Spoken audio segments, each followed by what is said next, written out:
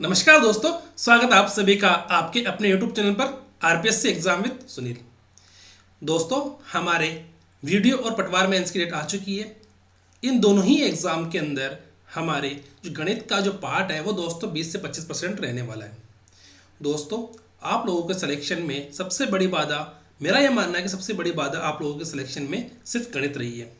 आपने पिछली बार भी जो सेट वगैरह है वो एग्ज़ाम दिए होंगे, तो उन सब में आपने देखा होगा कि आप लोगों को गणित में प्रॉब्लम आई होगी। दोस्तों, गणित में ये प्रॉब्लम सभी बच्चों को आती है, पर ये प्रॉब्लम का सॉल्यूशंस क्या है, इस प्रॉब्लम का सॉल्यूशंस क्या है दोस्तों, तो ये आप लोगों ने अभी तक नहीं सोचा। दोस्तों, इस प्रॉब्लम का सॉल्यूशन ये है कि आप लोगों को अब जो क्वेश्चंस है उसको अच्छे से अप्रोच करना चाहिए। क्वेश्चंस के जो फॉर्मूले वगैरह हैं वो अच्छे से याद होने चाहिए, और क्वेश्चंस को किस तरीके से हम सॉल्व कर सकते हैं वो तरीका आप लोगों को पता होना चाहिए। दोस्तों, ये सब चीज़ें अगर एक साथ हो जाए तो क्या होगा, तो दोस्तों आप लोगों का सिलेक्शन होगा। और सिलेक्शन मतलब दोस्तों गणित, क्योंकि दोस्तों मेरा ये मानना है कि अगर आप लोगों को अगर वीडियो और पटवार जो मेंस एग्जाम के अंदर आप देखोगे ना, तो आप लोगों को सोचोगे कि इन दोनों एग्जाम के अंदर जो प्रीवियस ईयर एग्जाम हो रखे हैं ना पटवार और वीडियो के, तो उन दोनों ही एग्जाम के अंदर जो गणित का जो हमारा पार्ट है वो सबसे मेन मुद्दा रहा है। हमेशा हमेशा ही सबसे मेन मुद्दा रहा है, क्योंकि दोस्तों ये गणित का जो पार्ट है ना, ये लोगों के जो 25% पार्ट हमारा 20 से 25% पार्ट है, ये पार्ट लोगों के हमेशा ही प्रॉब्लम रही है। क्योंकि दोस्तों आपने हमेशा देखा होगा कि क्वेश्चंस 10 क्वेश्चंस भी आए तो 3 से 4 क्वेश्चंस हमेशा सही होते हैं, पर बाकी 5-6 क्वेश्चन सही नहीं हो पाते, और लास्ट में एग्जाम के अंदर आप लोग 2 नंबर, 4 नंबर, 5 नंबर, 10 नंबर से रह जाते हो। और आप लोग फिर यही सोचते हो कि काश अगर मैंने गणित अच्छे से पढ़ ली होती तो मेरा सिलेक्शन हो जाता। दोस्तों, गणित एक ऐसा सब्जेक्ट है जिसके अंदर अगर आप लोगों को अच्छे से गणित आती है तो आप लोगों को कोई भी प्रॉब्लम नहीं आएगी। क्योंकि दोस्तों गणित के अंदर क्या है, ऐसे घुमाने फिराने वाली चीज़ें नहीं है कि एक ही प्रश्न के आंसर 2-2 भी हो गए, 3 भी हो गए, 4 भी हो गए। नहीं, इसमें अगर आप लोगों ने क्वेश्चन सही किए तो उसका आंसर सही आएगा।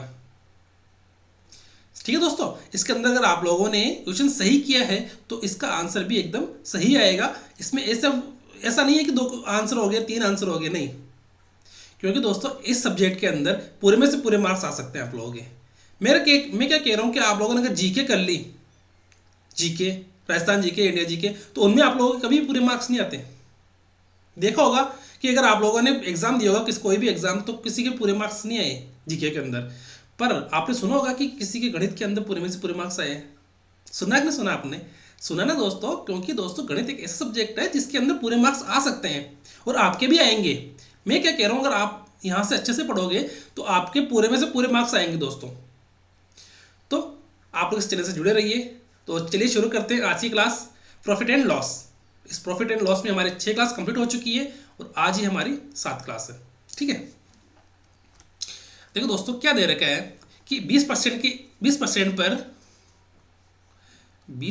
पर एक वस्तु का बिक्री मूल्य 2400 रुपये, यानी बिक्री मूल्य मतलब एसपी, सेलिंग प्राइस कितनी, 2400 रुपये। ठीक है, और यदि छूट 32.5% होती है तो बिक्री मूल्य क्या होता? 20% छूट पर तो 2400 रुपये, और 32.5% छूट होती है तो कितना होता है बिक्री मूल्य, ये पूछ रहा है इसके अंदर। देखो दोस्तों, अगर हम क्या कह दें कि हमारा सेलिंग प्राइस कितनी है दोस्तों,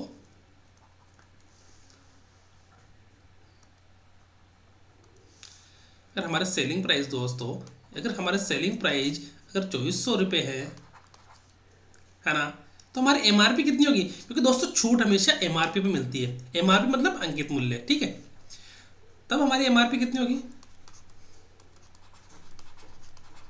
कितनी होगी दोस्तों, मुझे बताओ कितनी होगी। दोस्तों एमआरपी अगर, देखो दोस्तों मेरा क्या मानना है इसके अंदर, इसको बढ़ा देते, 2400 रुपये अगर क्या है 20% छूट पर क्या है दोस्तों, 2400 रुपये 20% छूट पर, अगर मैं क्या कह दूँ कि एमआरपी अगर 100 है तो 20% छूट पर क्या होगी दोस्तों 20% छूट पर 80 क्या हो जाएगा, हमारा सेलिंग प्राइस हो जाएगा ना। ठीक है, देखो दोस्तों मैंने अगर एमआरपी 100 मानी और 20% छूट पर जो हमारा सेलिंग प्राइस है वो क्या हो जाएगा, 80 हो जाएगा ना। होगा कि नहीं होगा, मुझे ये बताओ पहले।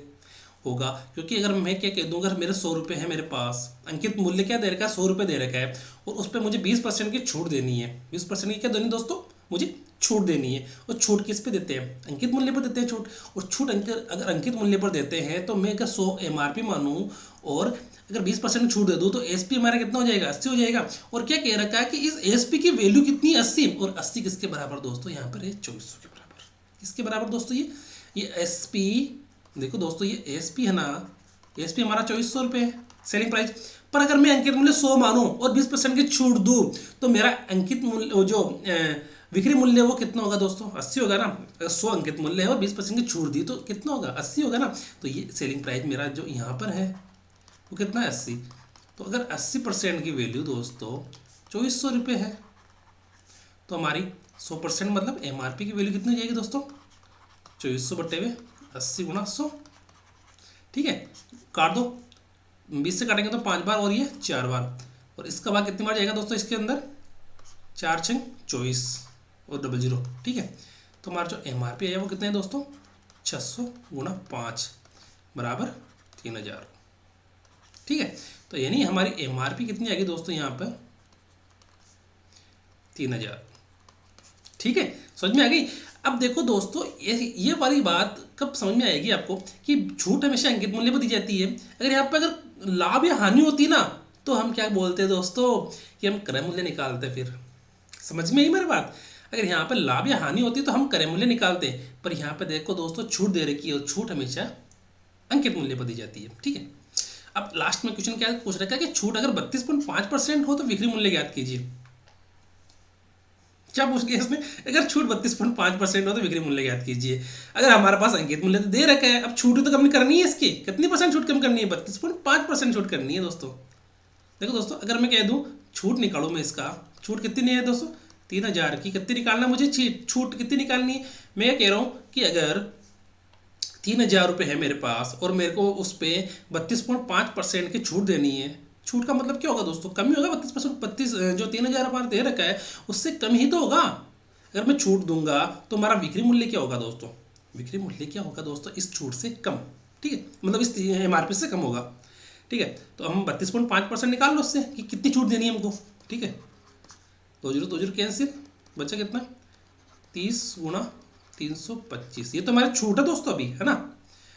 तो कितना हुआ दोस्तों? ये 32.5 गुणा किया तो कितना आएगा? 325 गुणा 3, 15 5 975 रुपये। यानी कि 3000 रुपये पर हमें 32.5% की छूट देंगे तो कितना आएगा दोस्तों? 975 रुपये उसको छूट देनी है।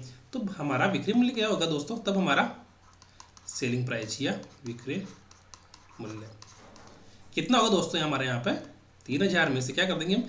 MRP में से क्या कर देंगे हम दोस्तों?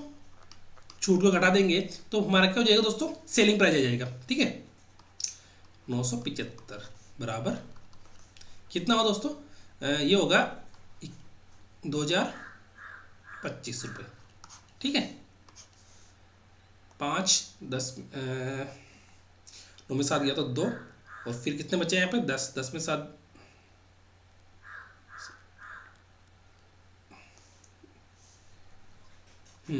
ठीक है ना। ये कितना हो दोस्तों? यहाँ पे 2025 रुपये इसका क्या हो गया दोस्तों? विक्री मूल्य हो गया। ठीक है,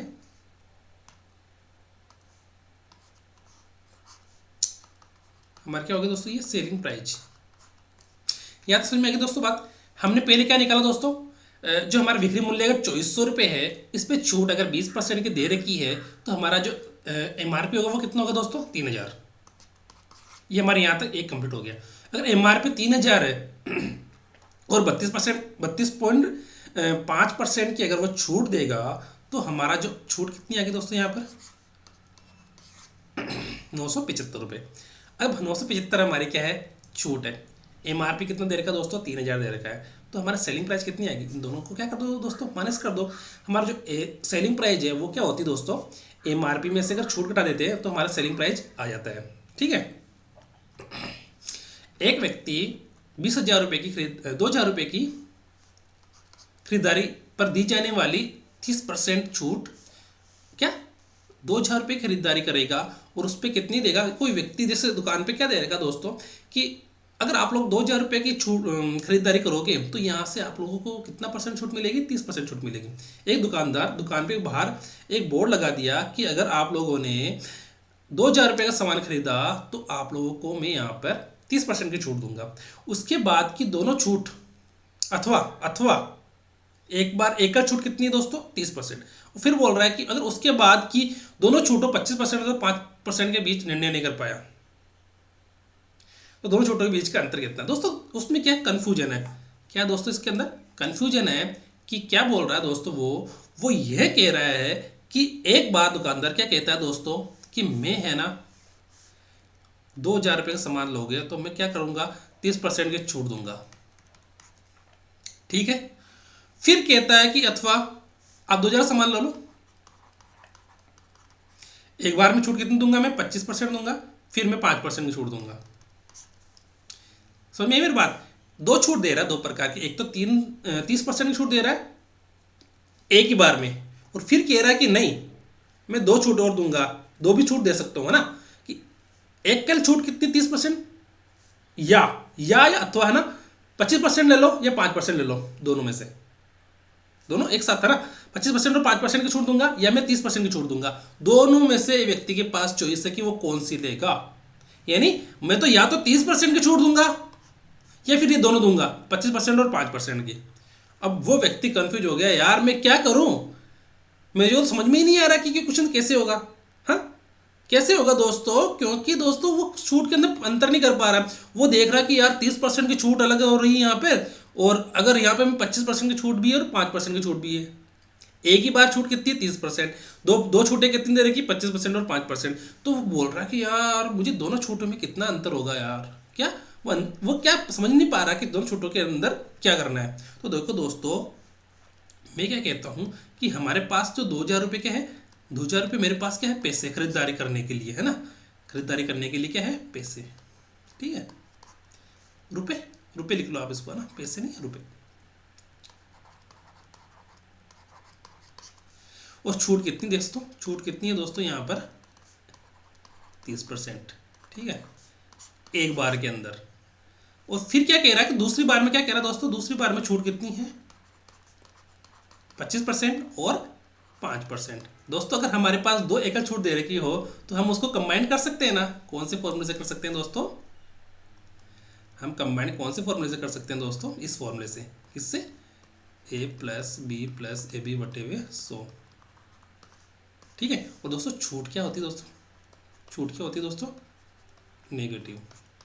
ठीक है, तो हम कंबाइन कर दो इसको कि -25 -5 प्लस 25 गुणा 5 बटे हुए 100।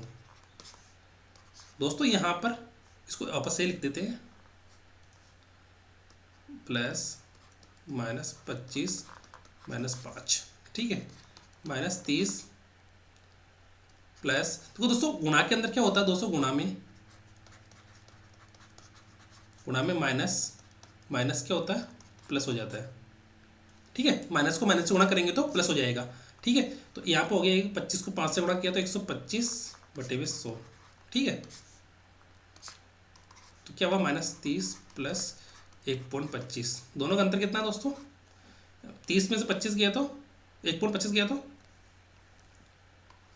28.75।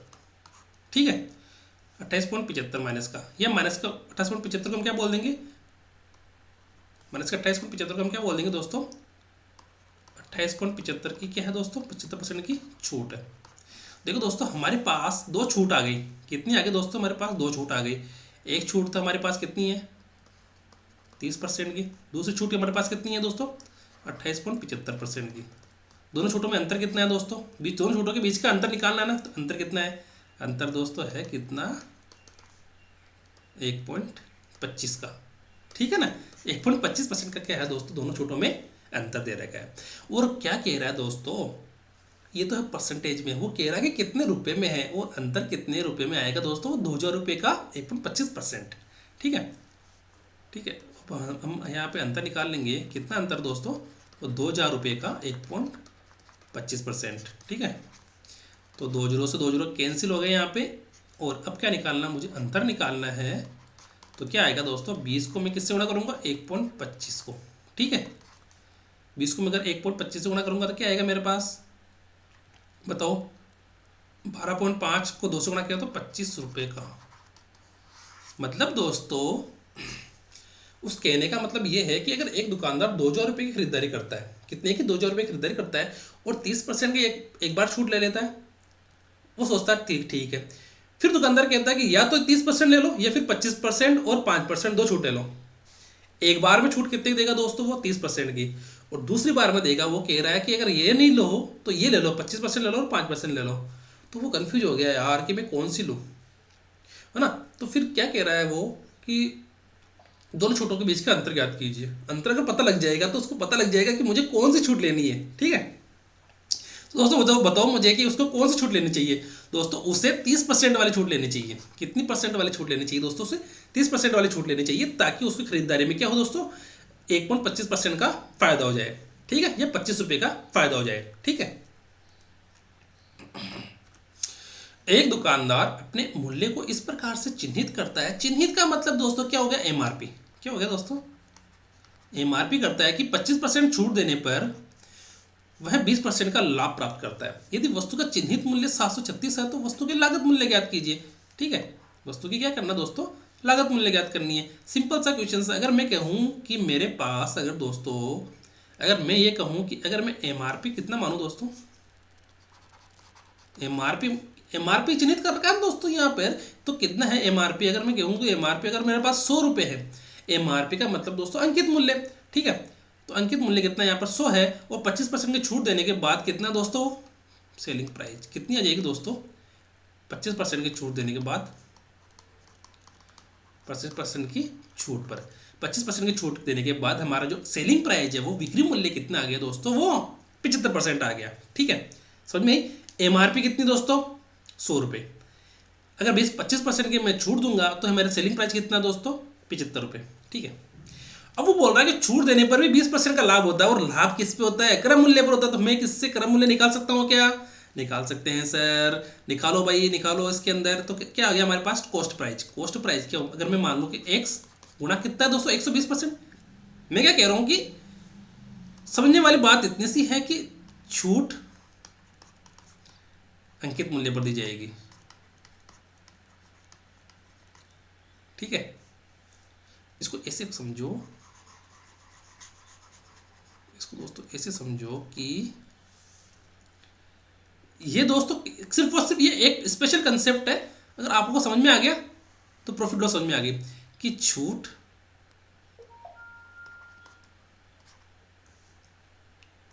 अंकित मूल्य पर दी जाएगी, और तब हमारा क्या आएगा दोस्तों, सेलिंग प्राइस आएगी, ठीक है। छूट देने पर हमारी सेलिंग प्राइस आएगी ना, विक्रय मूल्य आएगा। और मैं क्या कहता हूं कि अगर क्रम लाभ या हानि, लाभ या हानि क्रय मूल्य पर दी जाएगी,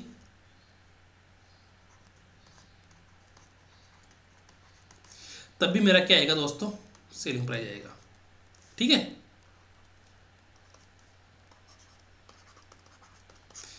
ये कंसेप्ट इसके अंदर बहुत काम करता है दोस्तों, कि अगर मैं छूट की बात आ रही है तो अंकित मूल्य में से मैं छूट घटा दूंगा तो मेरा विक्रय मूल्य आ जाएगा। अगर लाभ की बात आ रही है तो मैं क्रय मूल्य में लाभ जोड़ दूंगा तो मेरा विक्रय मूल्य आ जाएगा। तो दोनों बराबर होंगे दोस्तों एक ही प्रश्न के अंदर, ठीक है। इस क्वेश्चन के अंदर भी ऐसा ही है कि एक दुकानदार अपने मूल्य को 100 रुपये चिन्हित करता है, तो 100 रुपये मेरा अंकित मूल्य मान लिया 100 रुपये, और 25% की छूट देने पर कितना हो गया मेरा अंकित मूल्य, वो विक्रय मूल्य दोस्तों 75 रुपये हो गया। अब दोस्तों क्या कह रहा है कि 20% लाभ प्राप्त करता है, छूट देने पर भी लाभ प्राप्त कर रहा है दोस्तों, तो क्या होगा, क्रय मूल्य निकाल लो उसका, है ना। क्या निकाल लो दोस्तों, इसका क्रय मूल्य निकाल लो। तो क्रय मूल्य हम कैसे निकालेंगे, क्रय मूल्य अगर मैं x मान लूँ, क्या मान लूँ दोस्तों, मैं क्रय मूल्य अगर x मान लूँ तो मैं 120% बटे में 100 किसके बराबर है दोस्तों, वो किसके बराबर हो, 75 के बराबर है। अगर 75 के बराबर है तो क्या करेंगे, x बराबर 75 गुणा 100 बटे में 120। तो 1 0 से 1 0 कैंसिल, और ये हो गया 5 और ये हो गया 6, 2 से काटेंगे तो, है ना। और अगर हम 5 से काटेंगे, 2 से काटेंगे इसको, 2 से क्या, सॉरी 3 से, 3 दूनी 6, और ये कितनी बार कटेगा, 3 दूनी 6, 3 पंजे 15, 25 बार। तो हमारा जो कॉस्ट प्राइस है वो कितनी है दोस्तों, 125 बटे में 2, या हम इसको बोलते हैं कि 62.5, ठीक है। कि हमारे देखो दोस्तों एमआरपी कितनी है यहाँ पर, अब देखो देखो दोस्तों एमआरपी कितनी है, 100, सेलिंग प्राइस कितनी है दोस्तों 80, ठीक है, परसेंट, ठीक है। और हमारी ये 80 रुपये मान लो, ठीक है। और ये हमारी कॉस्ट प्राइस कितनी दोस्तों, कॉस्ट प्राइस है हमारी 62.5, ठीक है। अब क्या कह रहा है दोस्तों कि अगर मैं कहूँ, मैं क्या कहूँ कि अगर 100 रुपये किसके बराबर है दोस्तों, चिन्हित कीमत किसके बराबर है, प्रश्न में 100 रुपये दे रखा दोस्तों 336 के बराबर है, तो मुझे निकालना क्या है दोस्तों, वस्तु की लागत मूल्य। लागत मूल्य कितनी दोस्तों 62.5। समझ में आ गई मेरी बात आपको कि 100 की वैल्यू अगर यहाँ पर 736 रुपये है तो 62.5 की वैल्यू कितनी है, बस इतना सा निकालना है यहाँ पर आपको, ठीक है। समझ में आ गई दोस्तों मेरी बात कि अगर 100 की वैल्यू इतनी है तो एक की वैल्यू कितनी होगी 736 बटे हुए 100, और 62.5 की वैल्यू कितनी होगी दोस्तों 736 बटे हुए 100 गुना 62.5, ठीक है। यहाँ पे क्या कर दोस्तों, इसको नीचे क्या कर दूंगा, जीरो लगा दूंगा तो पॉइंट हट जाएगा। और 625 के अंदर मैं 25 का भाग दूंगा तो कितनी बार जाएगा दोस्तों 25 बार, और इसमें कितनी बार जाएगा 4 बार, ठीक है। और 4 का भाग इसमें कितनी बार जाएगा दोस्तों 4 एकम 4 बचे 3, 4 घंटा 32, 4 चौ 16, यानी कि 62.5% की वैल्यू कितनी है दोस्तों हमारे पास 184 गुणा 25 बटे में 10, ठीक है। अब हम क्या करेंगे दोस्तों, इसको 5 का भाग देंगे इसके अंदर, 5 यानी 25, और इसके अंदर देंगे तो 5 दूनी 10, 2 का भाग इसमें 184 में देंगे तो 9 2 यानी 92 में आ गया। तो हमारे 62.5 की वैल्यू कितनी है दोस्तों 92 गुणा 5 बराबर 5 दूनी 10, 9 बजे 45 और 1 46, यानी 460 रुपये हमारी क्या आ गई दोस्तों वस्तु की लागत मूल्य आ गई, ठीक दोस्तों। वस्तु की लागत मूल्य कितनी दोस्तों 460 रुपये। दोस्तों इसमें कैसे किया कि हमने पहले क्या माना, एमआरपी मान लिया 100 रुपये, एमआरपी 100 है तो 20% छूट देने पे कितना आया 80 रुपये, 20% छूट देने पर 80 रुपये आया। तो क्या कह रहा है कि 20% का मुझे फिर भी लाभ हो रहा है, और लाभ हो रहा है दोस्तों तो क्या करेंगे हम, क्रय मूल्य निकालेंगे। तो क्रय मूल्य कितना आ गया दोस्तों उसका 120% करने पर, मैंने अगर क्रय मूल्य x मान लिया तो लाभ कितना हो गया, वो हमारी कॉस्ट प्राइस कितनी होगी दोस्तों 62.5, और स्टार्टिंग में दे रखा है कि इसका चिन्हित मूल्य 736 दे रखा है। तो 736 अगर इसका चिन्हित मूल्य दे रखा है, क्या दे रखा है दोस्तों इसका 736 अगर चिन्हित मूल्य दे रखा है, यानी एमआरपी 100 रुपये दे रखी है, तो एक की वैल्यू होगी हमारे 736 बटे 100, और 62.5 की वैल्यू होगी हमारे पास 460 रुपये, ठीक है। और ये ध्यान रखना दोस्तों कि छूट हमेशा अंकित मूल्य पर और लाभ और हानि हमेशा क्रय मूल्य पर होती है, और दोनों का बिक्री मूल्य क्या होता है दोस्तों बराबर होता है, ठीक है। अब बोल रहा है कि ये 20%, 10% और 8% की क्या करना दोस्तों क्रमिक छूट करना है। क्रमिक छूट का मतलब बराबर कर दो कि एक बार तो हम क्या ले लेंगे, फर्स्ट टाइम में हम 20 और 10 ले लेंगे, ठीक है, फिर जो आएगा उसको 8 में जोड़ देंगे, ठीक है। तो देखो दोस्तों छूट क्या होगी यहाँ पे, मैं मान लो इसका छूट का फॉर्मूला क्या होता है दोस्तों, छूट का फॉर्मूला होता है दोस्तों a plus B plus A B बटे में 100। ये हम इसको ऐसे भी लिख सकते हैं, क्या लिख सकते हैं, या minus A minus B plus A B बटे में 100, जब क्रमिक छूट निकालनी हो हमें, ठीक है, क्योंकि यहाँ पे मैंने प्लस माइनस को पहले से सोल्व कर लिया है, ठीक है। देखो दोस्तों हम क्या करेंगे यहाँ पर -20 -10 प्लस 20 गुणा 10 बटे में 100, ठीक है। तो कितना है -30 प्लस 200 बटे में 100, -30 प्लस 2 2 कैंसिल, कितना है -28, यानी 28% की क्या होगी दोस्तों वो एकल छूट, ठीक है।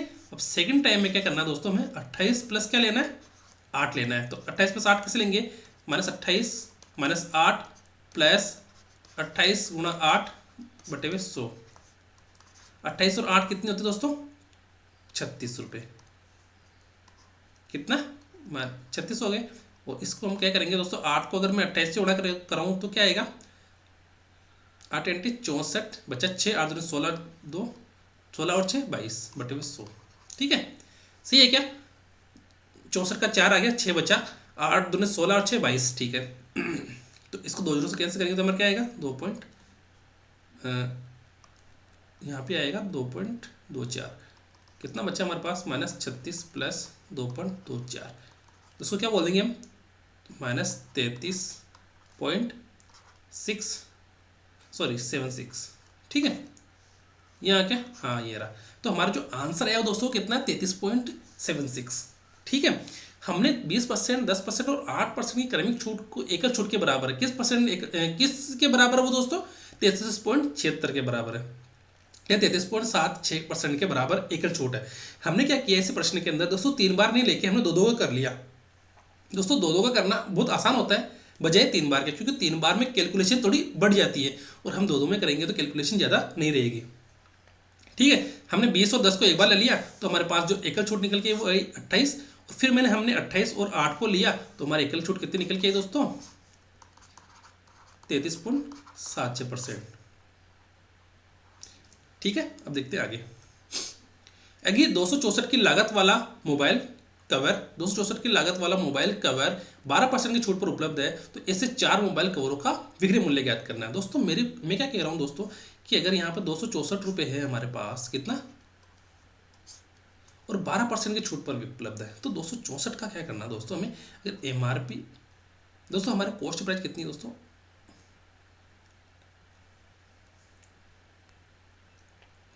ठीक है, ठीक है, तो 264 रुपये क्या है दोस्तों, यहाँ पर इसका लागत वाला मोबाइल कवर 12% की छूट पर उपलब्ध है। तो 264 का हमें क्या निकालना दोस्तों, इसको छूट निकालने पर हमें क्या करना दोस्तों, विक्रय मूल्य निकालना।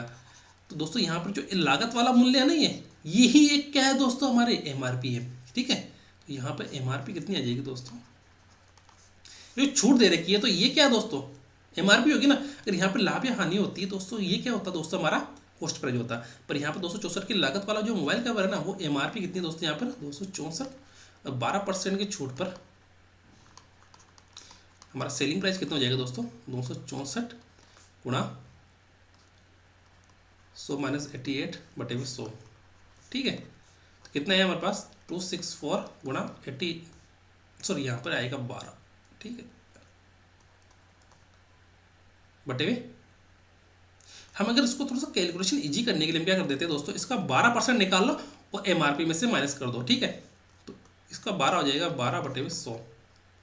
तो देखो दोस्तों, मैं 12 को इससे गुणा करूंगा तो क्या आएगा, 12 चौक 48, बच्चा कितना 4, 12 6 72, 4 76, बच्चा 7, 12 दूनी 24 और 7 31 बटे में 100। तो क्या है हमारे पास 31.68 क्या आ गया दोस्तों, हमारे पास छूट आ गई। तो हमारे पास छूट आ गई, तो हमारे पास सेलिंग प्राइस कितनी है दोस्तों, छूट बराबर, तो सेलिंग प्राइस हमारी हो गई एमआरपी माइनस छूट। तो हमारी सेलिंग प्राइस कितनी है दोस्तों, एमआरपी कितनी है 264 माइनस छूट कितनी है 31.68। ठीक है, तो अगर हम 264 में से 31.68 घटा देंगे, तो हमारा विक्रय मूल्य आ जाएगा दोस्तों। कितना आ जाएगा दोस्तों, वो देखते हैं कितना है दोस्तों, हम देखते हैं यहाँ पे कि हमारा 264 में से अगर हम 31.68 घटाएंगे तो क्या आएगा दोस्तों, 10 में से 8 गया तो 2, बच्चा 9, 9 में से 6 गया तो 3। ठीक है, यहाँ पर 3 में से 1 गया तो 2, और यहाँ पर 6 में से 3 गया तो 3, बचे 2। ठीक है, 232.32। ठीक है, कितना है हमारे पास 232.32 हमारा क्या आ गया दोस्तों, सेलिंग प्राइस। हमारा सेलिंग प्राइस कितना है दोस्तों, 232.32। अब वो कह रहा है कि सेलिंग प्राइस तो हमारा आ गया, कितना आ गया 232.32, और ऐसे 4 मोबाइल कवरों का विक्रय मूल्य क्या होगा। तो मोबाइल कवरों का विक्रय मूल्य कितना होगा दोस्तों, 4 है तो 4 से क्या कर दो, गुणा कर दो। तो हमारा 4 मोबाइल कवरों का विक्रय मूल्य, मोबाइल कवरों का सेलिंग प्राइस कितना होगा दोस्तों, 232.32 गुणा 4। ठीक है, 232.32 गुणा कितना होगा दोस्तों, 4 हो गया। तो क्या होगा 232.32 गुणा 4 बराबर 4 दूनी 8, 4 3 12, हासिल का 2 आ गया इधर, हासिल का बचा 1, 4 दूनी 8 और 1 9, 4 3 12 का 2, हासिल का 1, 4 दूनी 8 और 1 9, 929.28। ये भी नहीं है, ये भी नहीं है, ये भी नहीं है, ये 929.28, यानी 464 की लागत वाला मोबाइल कवर अगर 12% की छूट पर उपलब्ध है, तो ऐसे 4 मोबाइल कवरों का विक्रय मूल्य क्या होगा दोस्तों, 229.28। ठीक है, एक पोशाक का चिन्हित मूल्य, या मैं चिन्हित मूल्य कह दूं या क्या कह दूं मैं दोस्तों, एमआरपी कितना दे रखा है 2340, ठीक है। और जो लागत मूल्य से 25% अधिक है, क्या दोस्तों, जो लागत परसेंट से क्या है दोस्तों 25% अधिक है, यानी एमआरपी से वो कितना अधिक है, सॉरी कॉस्ट प्राइस से हमारा कितना अधिक है ये दोस्तों, ये हमारा कॉस्ट प्राइस से क्या है दोस्तों 25% अधिक है। कितनी, कॉस्ट प्राइस से 25% अधिक है। तो क्या मैं क्या कह दूं, अगर मैं इसका कॉस्ट प्राइस निकाल सकता हूं क्या? यदि पोशाक 10% के लाभ पर बेची जाता है तो पोशाक पर अर्जित लाभ ज्ञात कीजिए। मैं क्या कह रहा हूं कि अगर 25% ऊपर लागत मूल्य अंकित है तो क्या मैं इसका लागत मूल्य निकाल सकता हूँ क्या? निकाल सकते हैं ना। कॉस्ट प्राइस को अगर 125% कर देंगे तो वो हमारा लागत जो चिन्हित मूल्य है या अंकित मूल्य वो आ जाएगा हमारा, ठीक है। ठीक है, तो हमारा जो अंकित मूल्य है वो कितना है दोस्तों, अंकित मूल्य तो 2340 रुपये। तो हमारा कॉस्ट प्राइस कितनी आएगी दोस्तों, अगर मैं कॉस्ट प्राइस को x मान लूँ तो हमारा 125/100 कर दूँ बराबर 2340। ये बोल रहा है कि कॉस्ट प्राइस के अंदर अगर मैं 125% का लाभ अर्जित कर दूं या लाभ दे दूं तो क्या आएगा, मेरा अंकित मूल्य आ रहा है। यही कह रहा है प्रश्न के अंदर कि चिन्हित मूल्य 2340 है जो लागत मूल्य से 25% अधिक है। देखो दोस्तों, ये लागत मूल्य मेरा ये रहा, कितना है दोस्तों मेरा लागत मूल्य ये रहा, 25% अधिक किया तो मेरा क्या आ गया दोस्तों, यहाँ पर कॉस्ट एमआरपी आ गया, ठीक है, या चिन्हित मूल्य आ गया। तो देखो दोस्तों, मेरी कॉस्ट प्राइस कितनी आ गई यहाँ पे, x बराबर 2340 गुना 100 बटे 125। इसमें 4 का 25 का भाग दिया तो 4 और इधर आएगा 5, ठीक है। तो इधर में हम 5 से काटेंगे तो क्या आएगा, 5 चौक 20 बचा 3 जार 3 और 4 34 के अंदर 5 का भाग देंगे तो 5 चौक 20 बचा 3 और 4 34 5 छंग 30 फिर 4 5 40, ठीक है। 468 गुना 4 4 चौक 16 4 पंजे 20 और 6 पंजे 30, ठीक है, सही है। इसको 4 से गुना करेंगे तो क्या आएगा हमारे पास, 8 चौक 32 बच्चा 2 8 चौक 32 बचा 3 6 चौका 24 3 27 बचा 2 4 दूनी 8 4 चौक 16 और 2 18, ठीक है। तो हमारा जो x का मान आया या हमारी कॉस्ट प्राइस है वो कितनी है दोस्तों, 1872। अब वो क्या कह रहा है दोस्तों, कहती है पोशाक पर 10%, पोशाक पर क्या है दोस्तों 10% के लाभ पर बेचा जाता है। ये देखो दोस्तों, कॉस्ट प्राइस तो हमारी कितनी आ गई दोस्तों, अब हमारी कॉस्ट प्राइस कितनी आ गई, हमारी कॉस्ट प्राइस अब कितनी आ गई दोस्तों, 1872 आ गई। अब क्या कह रहा है कि 10% लाभ पर बेचा जाता है। तो इसने विक्रय मूल्य नहीं पूछा है, इसने पूछा कि अर्जित लाभ कितना है, 10% अर्जित लाभ निकाल लो बस। कि ये तो लाभ कितना हो गया दोस्तों, लाभ हो गया कितना, 1872 का 10%, ठीक है। तो 1 से 1 कैंसिल, तो 187.20 क्या हो गया दोस्तों, उसको लाभ 187.20 रुपये का क्या हो गया दोस्तों उसको लाभ हो गया, ठीक है। एक पोशाक का अंकित मूल्य का 2340 दे रखा है जो लागत मूल्य से 25% अधिक है। यदि पोशाक 10% के लाभ पर बेचे जाता है, देखो दोस्तों हमने अंकित मूल्य से क्या निकाल लिया, क्रय मूल्य निकाल लिया। और क्रय मूल्य पर अगर 10% का लाभ दे रखा है ना, 10% का लाभ दे रखा है तो वो पूछ रहा है कि लाभ कितना रुपए है। वो विक्रय मूल्य नहीं पूछा, वो डायरेक्ट पूछ लिया उसने कि लाभ कितना रुपए है, तो लाभ हमारा 187.20 है, ठीक है। अब देखो कि 72 वस्तुओं को क्या कह रहा है दोस्तों, कि अगर 72 वस्तुओं को बेचने पर क्या 8 वस्तुओं की बिक्री मूल्य के बराबर नुकसान हुआ, 8 वस्तुओं की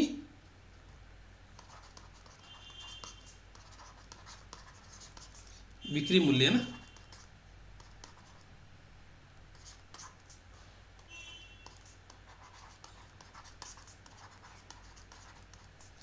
आठ वस्तुओं के बिक्री मूल्य के बराबर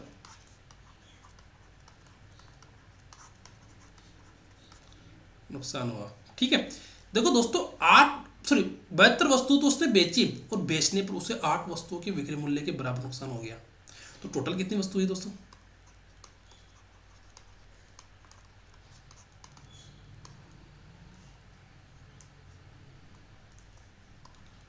72 प्लस 8 कितनी होगी दोस्तों, 80 वस्तु। कितनी होगी दोस्तों यहाँ पर 72 प्लस 8 वस्तु कितनी होगी दोस्तों, 80 वस्तु होगी। 72 वस्तु बेचने पर 8 वस्तुओं के बिक्री मूल्य के बराबर नुकसान हुआ तो टोटल वस्तु कितनी होगी दोस्तों, यहाँ पर 80 होगी।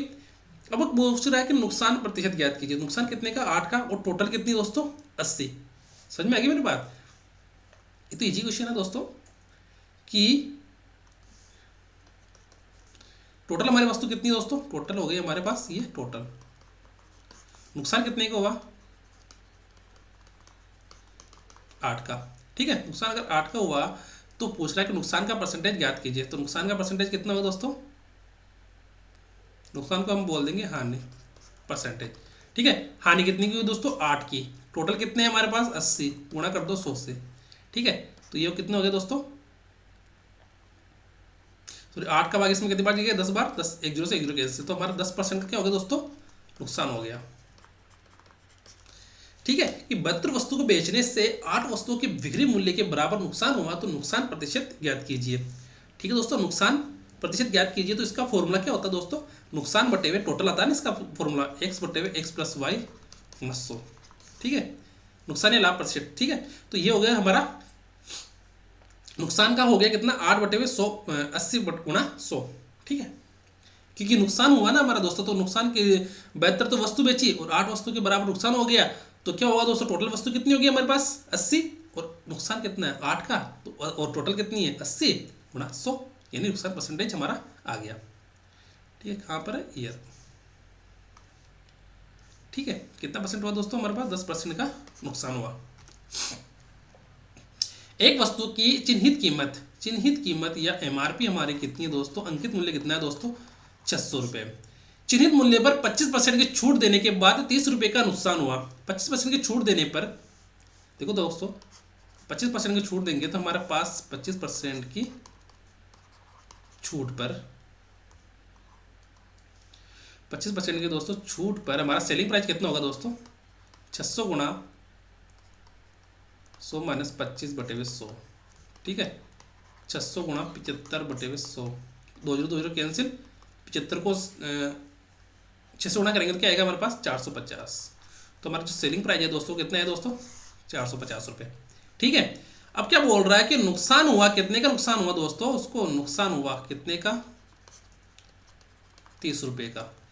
30 रुपये का नुकसान कब हुआ दोस्तों, उसको 450 रुपये में बेचने पर उसको 30 रुपये का नुकसान हो गया। तो बोलता है कि नुकसान का परसेंटेज ज्ञात कीजिए। और परसेंटेज, नुकसान का परसेंटेज मतलब हानि प्रतिशत ज्ञात करना है, और हानि प्रतिशत निकालने के लिए हमें क्रय मूल्य का पता होना चाहिए।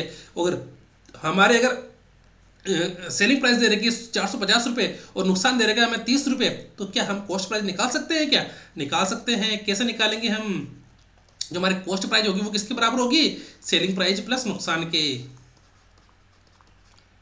होगी कि नहीं होगी बताओ मुझे। इसको ऐसे समझो आप कि हानि,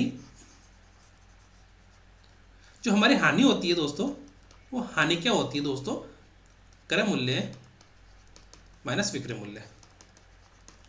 अगर कॉस्ट प्राइस ज़्यादा है और सेलिंग प्राइस कम है तो ही तो हमारा नुकसान होगा। ठीक है, ये हो गया हमारा हानि का सूत्र हो गया। और हमारे पास क्रय मूल्य निकालना तो क्या होगा, हमारे पास क्रय मूल्य बराबर हानि प्लस विक्रय मूल्य। तो हानि कितनी है 30, विक्रय मूल्य हमारा कितना है 450। ठीक है, तो हमारा जो क्रय मूल्य है वो कितना आ जाएगा दोस्तों, कॉस्ट प्राइस हमारी कितनी आ जाएगी दोस्तों, 480 रुपये। हमारी जो कॉस्ट प्राइस है वो दोस्तों कितनी आ गई दोस्तों, 480 रुपये आ गई। ठीक है, हमारे 485 रुपये अगर कॉस्ट प्राइस है, कॉस्ट प्राइस हमारी 480 है, और हमारा लॉस कितना है दोस्तों, 30 रुपये का लॉस हुआ। कितने का दोस्त हुआ, 30 रुपये का लॉस हुआ।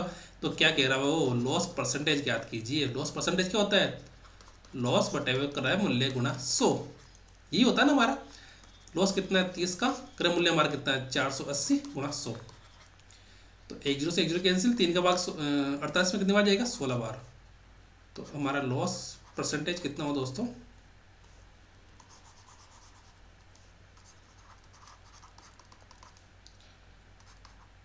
100 बटे हुए 16 बराबर 50 बटे हुए 8, और इधर 25 बटे हुए 4। इसको हम क्या बोल देंगे, 6.4 बचा 1, 10 हो जाएंगे तो क्या बोलेंगे, 4 दूनी 8, फिर बचा 2, 20 हो जाएंगे तो 4 पंजे 20, 6.25।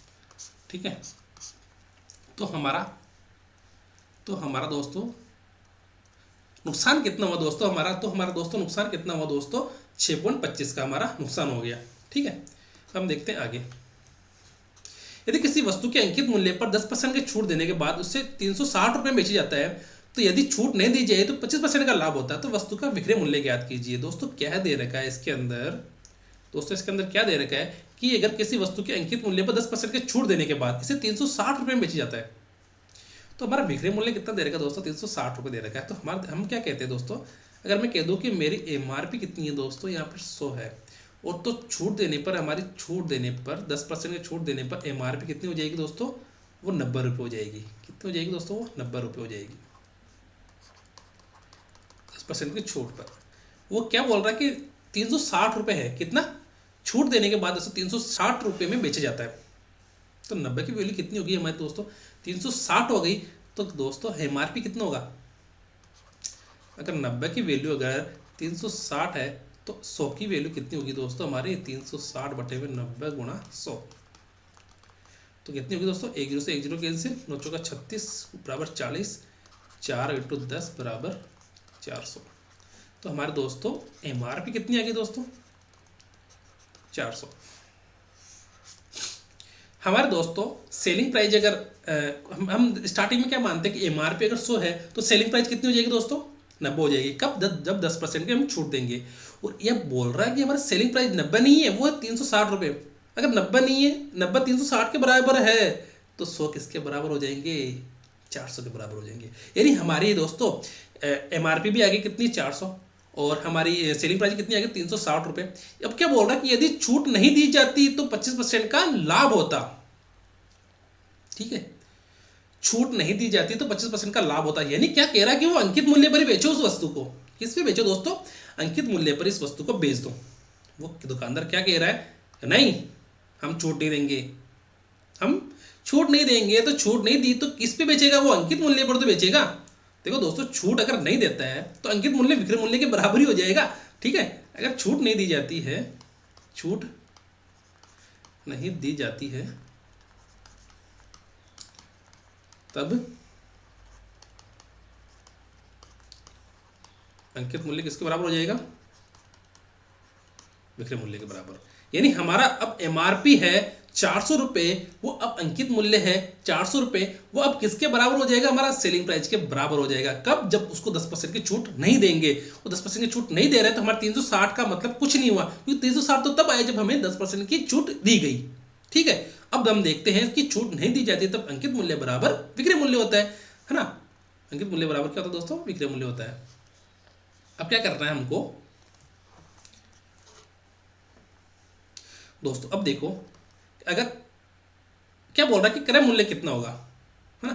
क्या बोल रहा है कि यदि 25 छूट नहीं दी जाती तो 25% का लाभ होता है। अगर मैं क्या करूं कि मैंने अगर कॉस्ट प्राइस मैंने कितनी मानी, X मानी, और 25% का लाभ हुआ तो क्या होगा, विक्रय मूल्य आ गया। विक्रय मूल्य हमारा कितना है, 400। ये 100 हो गया, आंसर आ गया आपका। दोस्तों देखो यहाँ पर कि X अगर मैंने क्रय मूल्य माना और उससे 25% का क्या करना है दोस्तों, मुझे लाभ करना है, तो मैं क्या कर दूंगा, 125 बटे 100, 125 बटे 100। और क्या है दोस्तों, अगर मैं वस्तु क्रय मूल्य मेरा X दे रखा है और 25% का लाभ दे रखा है, वो X का मान मेरी क्या करना है, मुझे X का मान निकालना है। X क्या है हमारा यहाँ पे, कॉस्ट प्राइस है। कितनी दोस्तों, कॉस्ट प्राइस है। और देखो दोस्तों, इसके अंदर क्रय मूल्य में अगर मैं लाभ जोड़ूं तो मेरा क्या आएगा, मेरा आएगा दोस्तों विक्रय मूल्य।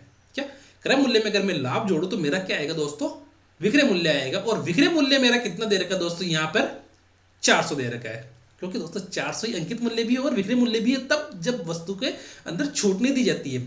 और छूट नहीं देने पर वो क्या कह रहा है कि छूट नहीं देने पर वो क्या कह रहा है कि 25% का लाभ होता है। देखो दोस्तों, अगर अंकित मूल्य पर, अंकित मूल्य कितना, 400 रुपये, छूट दी 10% के, तो विक्रय मूल्य कितना है, 360 रुपये। ठीक है, ये हमारा अंकित मूल्य है। 10% की छूट दी, विक्रय मूल्य कितना, 360। वो कह रहा नहीं 360 नहीं करना, छोड़ो इस बात को। वो कह रहा है कि विक्रय मूल्य है ना, जो अंकित मूल्य है ना, उस पर छूट मत दो, उस पर छूट मत दो, हमें नुकसान हो रहा है। और हमें क्या कर रहा है दोस्तों, वो छूट नहीं देके क्या कह रहा है, अब कह रहा है कि छूट तो दी नहीं हमने, जो अंकित मूल्य उसके पर हमने वस्तु को बेच दी। बेचने पर क्या कर रहा है दोस्तों, 25% का लाभ अर्जित कर रहा है। तो क्या प्रश्न क्या कह रहा है कि उसका क्रय मूल्य कितना है, उस वस्तु का क्रय मूल्य कितना है दोस्तों, हम निकाल रहे हैं। उस वस्तु का क्रय मूल्य x बराबर 400 गुणा 100 बटे 125। ये कितनी बार गया? 25 का 20 कितना 25 चौक 100, 25 पंजे 125, 5 का काटेंगे तो 8 बार, 8 पंजे 40 और 0। ठीक है, तो देन हमारा x कितना है दोस्तों? 80 गुणा 4 बराबर 320। जो हमारा क्या है दोस्तों? क्रय मूल्य कितना है दोस्तों? 320 रुपये। ठीक है दोस्तों, समझ में आ गई मेरी बात? हम देखते हैं आगे। अगर कोई विक्रेता 69 रुपये में एक तरबूज बेचता है, क्या दोस्तों? एक विक्रेता 69 रुपये में एक तरबूज बेचता है तो उसे 8% का नुकसान होता है। यदि वह 16% का मुनाफा कमाना चाहता है तो उसे वह तरबूज किस कीमत पर बेचना चाहिए? दोस्तों मेरा क्या मानना है इस क्वेश्चन के अंदर, देखो जरा कि अगर 69 में कोई वस्तु बेचता है तो उसे 8% का नुकसान होता है। तो सेलिंग प्राइस कितनी है दोस्तों? यहाँ पर 69, हमें कॉस्ट प्राइस निकालनी है। ठीक है, नुकसान कितने का हुआ? अगर मैं कॉस्ट प्राइस एक्स मान लूँ तो नुकसान कितने का दोस्तों? नुकसान कितने का हुआ दोस्तों? उसे 8% का नुकसान हुआ। तो कॉस्ट प्राइस क्या होगी दोस्तों? मेरी कॉस्ट प्राइस क्या होगी दोस्तों? इससे ज़्यादा ही होगी ना, है ना? देखो दोस्तों, अगर कॉस्ट प्राइस तो क्या 92, 100 माइनस 8 बटे 100 बराबर 69, यही तो होगा दोस्तों। क्रय मूल्य पर ही लाभ और हानि होती है और अंकित मूल्य पर क्या होती है? छूट होती है। तो यहाँ पे क्या कह रहा है दोस्तों? मुझे विक्रय मूल्य दे रखा है और 8% नुकसान दे रखा है, तो क्या मैं क्रय मूल्य नहीं निकाल सकता? क्या निकाल सकते हैं दोस्तों। अगर हमारे पास जब विक्रय मूल्य दे रखा है तो हम और हमारे पास नुकसान भी दे रखा है, नुकसान या हानि दे रखी है दोस्तों। यहाँ पर नुकसान की जगह क्या है दोस्तों? ये हानि है ना, हानि बोल दो या नुकसान बोल दो। 8% की हानि होती है। यदि वह 16% का मुनाफा कमाना चाहता है या 16% का लाभ कमाना चाहता है तो उसे वह तरबूज किस कीमत पर बेचना चाहिए? दोस्तों यही हमारा प्रश्न हो गया। अगर मैं क्या कहूँ कि मेरा अगर मैं क्रय मूल्य के मानूँ x और उसे 8% की क्या बोल दूँ? हानि बोल दूँ, तो क्या होगा? वो विक्रय मूल्य के बराबर हो जाएगा। तो क्या होगा दोस्तों? यहाँ पर x बराबर 69 गुणा 100 बटे 92 बटे 92। तो 23 का भाग देंगे, 23 दूनी 46, 33 69, 23 चौक 92, 4 का भाग 25 में देंगे, 100 में देंगे तो 25 बार। तो हमारा जो कॉस्ट प्राइस कितनी है दोस्तों? 3 × 25 बराबर 75। हमारे कॉस्ट प्राइस कितनी है दोस्तों? हमारे कॉस्ट प्राइस कितनी है दोस्तों? 75 रुपये। ठीक है, अब वो बोल रहा है कि कॉस्ट प्राइस तो आ गई, अब बोल रहा है कि 16% मुनाफा कमाना चाहता तो उसे तरबूज को किस कीमत पर बेचना है? तो कीमत पर बोल दो कॉस्ट प्राइस हमारी कितनी है? 75। वो 16% का मुनाफा कमाना चाहता है तो 16% का मुनाफा कमाने के बाद क्या आ जाएगा हमारे पास? सेलिंग प्राइस से ना। सेलिंग प्राइस कितनी आ जाएगी दोस्तों? उससे हम बोल दें विक्रय मूल्य कितना आएगा दोस्तों? 75 गुणा 116 बटे 100।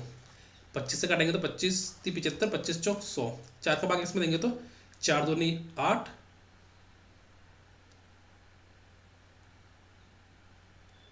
क्या बोल रहा वो?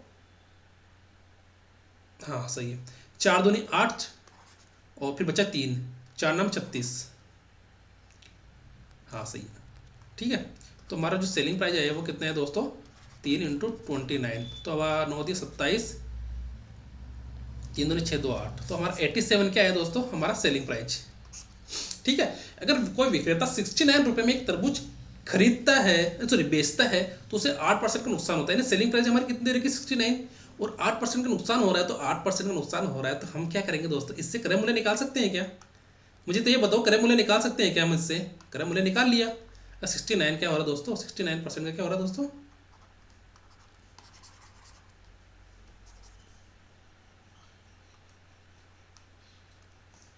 दोस्तों क्या हो रहा है? 69% का उसको 69 में तो उसने बेचा, 8% नुकसान हुआ, तो क्या हम इसके हमने कॉस्ट प्राइस मान ली x और x का मान हमने क्या निकाला? 75। और 75 हमारा कॉस्ट प्राइस है, तो हमें 16% लाभ से क्या बेचना है? इसको बेच देना है।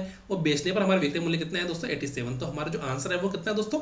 87। ठीक है, एक व्यापारी 30 रुपये प्रति किलो की दर से ज्वार खरीदता है। क्या खरीदता है दोस्तों? ज्वार खरीदता है।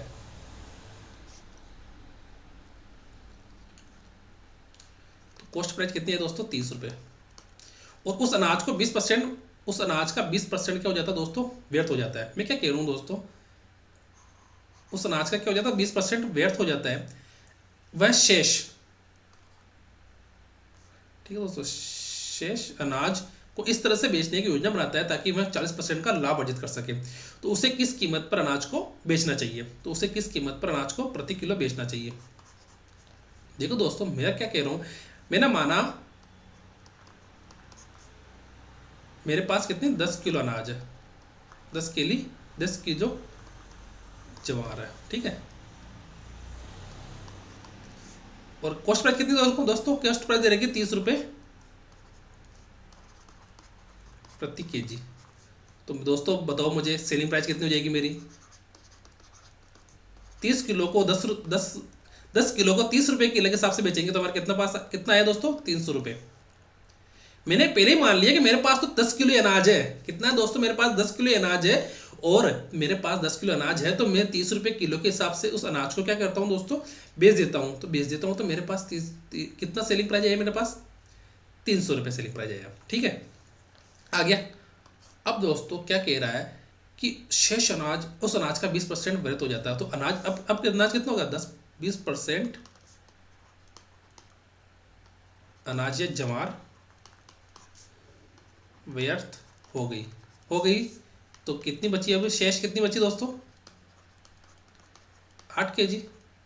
शेष कितनी बची दोस्तों? मेरे पास 8 केजी बच गई। वो शेष अनाज को इस तरह बेचने की योजना बनाता है ताकि वह 40% का क्या कर ले दोस्तों? लाभ कमा सके। क्या कर सके दोस्तों? वो 40% का दोस्तों लाभ कमा सके। तो दोस्तों मुझे ये बताओ दोस्तों, यहाँ पर है ना एक बात ध्यान रखना, ये सेलिंग प्राइस तो आ गई इसकी, क्या आ गई दोस्तों? इसकी सेलिंग प्राइस तो आ गई, पर दोस्तों मुझे ये दोस्तों बताओ, इस अनाज की कीमत, वो चलो बेचा नहीं इसने, इस अनाज की क्या है दोस्तों? अनाज की कीमत है यहाँ पे, ये सेलिंग प्राइस नहीं है, ये है अनाज की कीमत, ठीक है। कि मैंने 10 किलो अनाज स्टार्टिंग में मान ली कि मेरे पास तो 10 किलो ही अनाज है, और उसको दोस्तों 30 रुपये किलो के हिसाब से क्या है उसकी, वो खरीदता है ना। 30 रुपये क्लास, देखो सेलिंग प्राइस नहीं, वो कॉस्ट, यहाँ पे कॉस्ट प्राइस है दोस्तों। क्या कह रहा है कि 10 किलो अनाज है मेरे पास, और सेलिंग प्राइस, कॉस्ट प्राइस कितनी उसकी? 30 रुपये प्रति किलो है। तो टोटल अनाज की कीमत कितनी होगी दोस्तों? 300 रुपये हो गई, ठीक है। टोटल अनाज की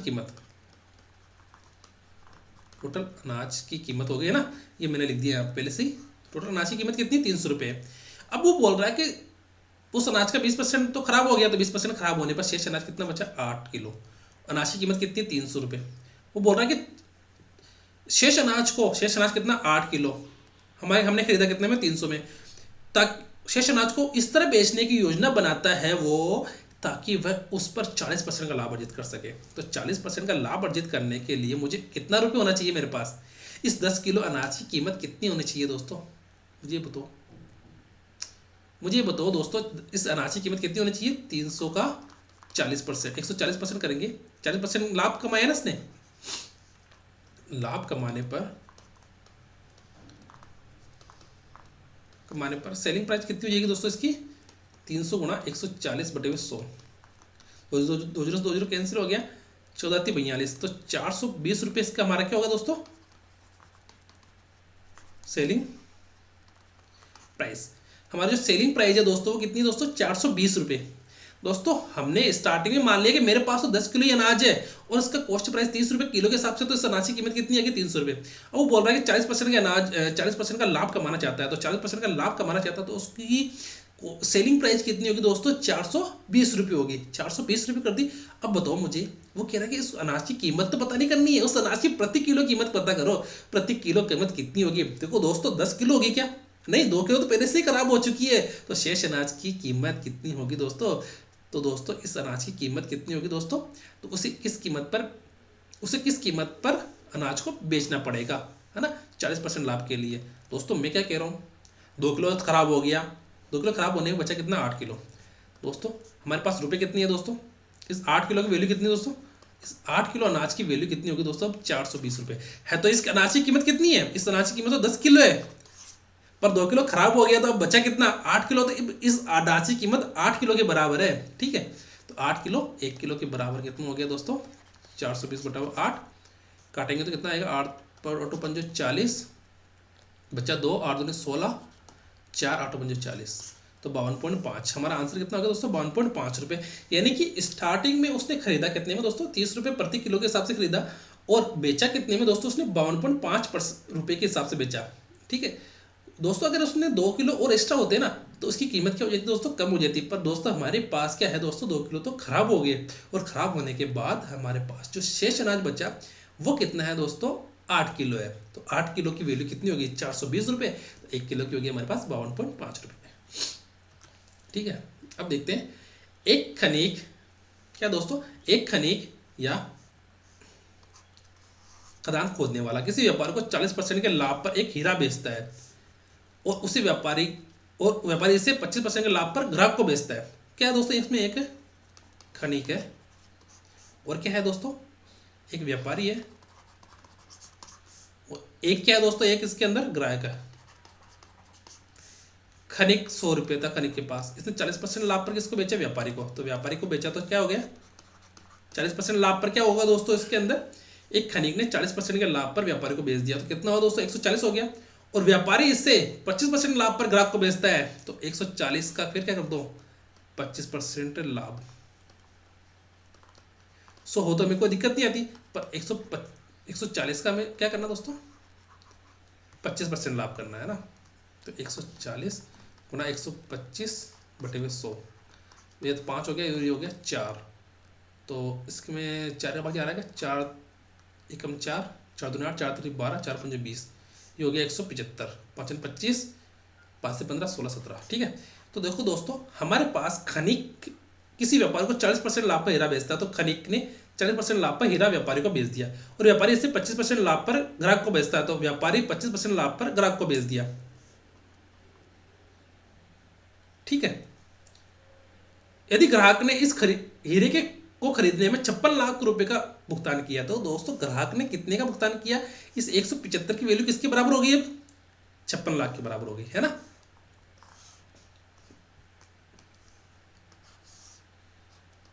इस 175 की दोस्तों वैल्यू कितनी होगी दोस्तों, 56 लाख के बराबर हो गई।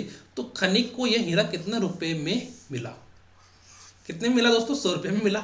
कितने में मिला दोस्तों, हमने स्टार्टिंग में कह दिया कि खनिक को हीरा 100 रुपये मिला, और खनिक ने व्यापारी को 40% के लाभ पर बेचा, और व्यापारी ने 25% के लाभ पर ग्राहक को बेच दिया।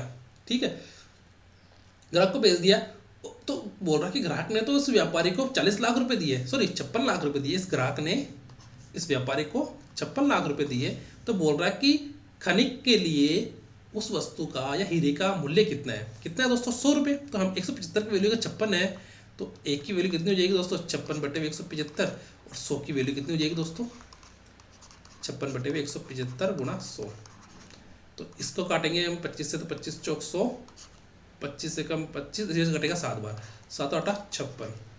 ठीक है, तो हमारे जो 100% की वैल्यू दोस्तों वो कितनी हो जाएगी, 32 रुपये। यानी 32 लाख रुपए में उस खनिक को वो हीरा मिला। यदि खनिक को ये हीरा कितने रुपए मिला, 32 लाख में मिला।